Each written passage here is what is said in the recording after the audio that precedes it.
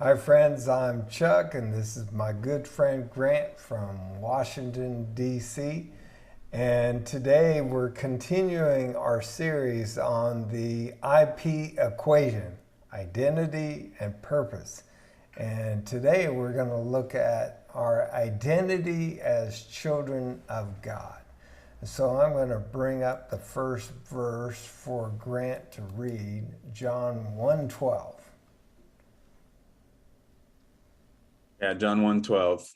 But as many as received him, to them he gave the right to become children of God, even to those who believe in his name. Okay, and let's go to 1 John 3:1. 1 John 3:1.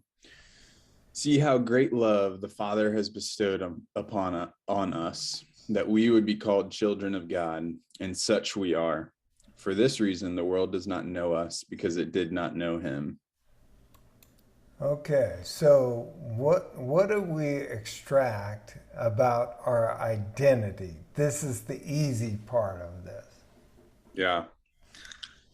Yeah, from John 1:12, we are children of God because we have received and believed in Jesus Christ.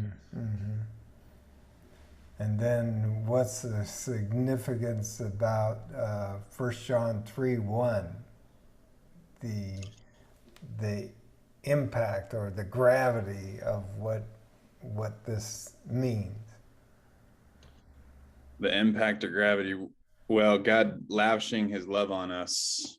Um, yeah, that's the impact for me, that realization that God has lavished his love on us. Mm-hmm. Um, so much so that he would call us, that he thinks of us as children of God.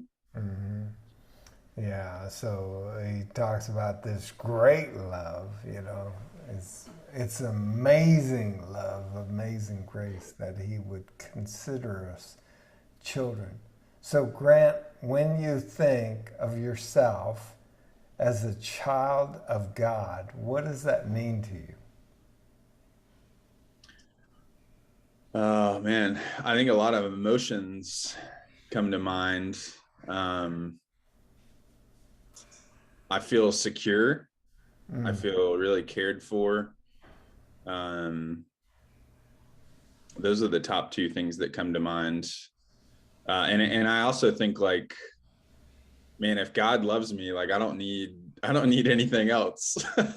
I'm yeah, good. I'm good to go. yep, Um, those are probably three things that come to mind. How yeah. about you?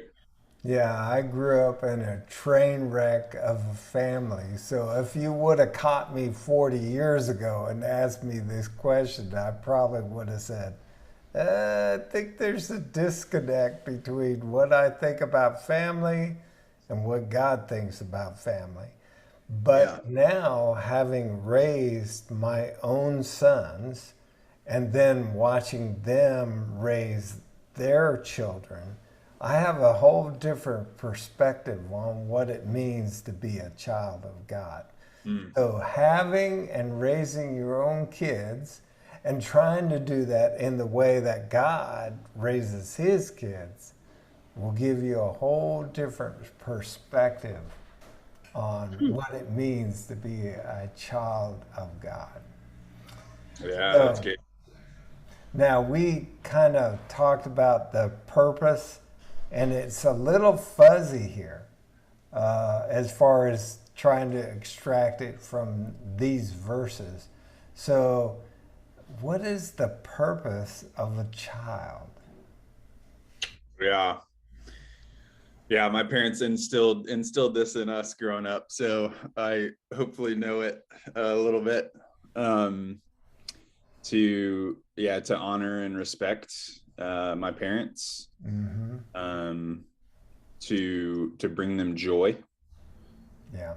um, yeah, to represent them well. When I carry the last name Middleton, I want to carry that last name well. Yeah. Yeah. I think representation, that's why the world doesn't know us, doesn't know Jesus. Yeah. Um, I think another thing, when my sons were born, I didn't go to their crib and say, okay, time to get a job, get a haircut, get out of the house, raise your phone. My expectation was, I just want you to grow at a normal rate. Mm, I just want you to mature.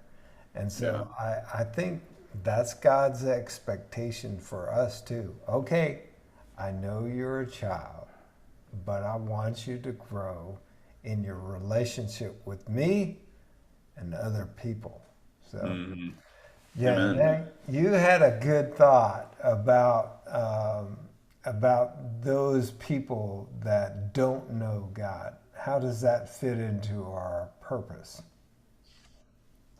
Yeah, I think as we live out our purpose as children of God, in some sense, the world won't recognize us. Mm, Based on the First John 3:1, the world didn't recognize Jesus, so I think we should expect that as well. That as we're living out that purpose of being children of God, that's going to happen. yeah, so we might get a little pushback for doing the right thing, is what you're saying, for Yeah. serving and loving God and loving people. The world might not recognize that as a good thing and, push back against it. That's Yep. good thought, my brother. All Yeah. right. So we got identity and purpose. And we're going to keep talking about these things. Grant and I have memorized these verses. Try to get a handle on what this means. And we want to couple these things together because oftentimes they're disconnected. And so our thinking and our behavior are disconnected. So, all right. We love you. God bless you. And until next time, keep following Jesus.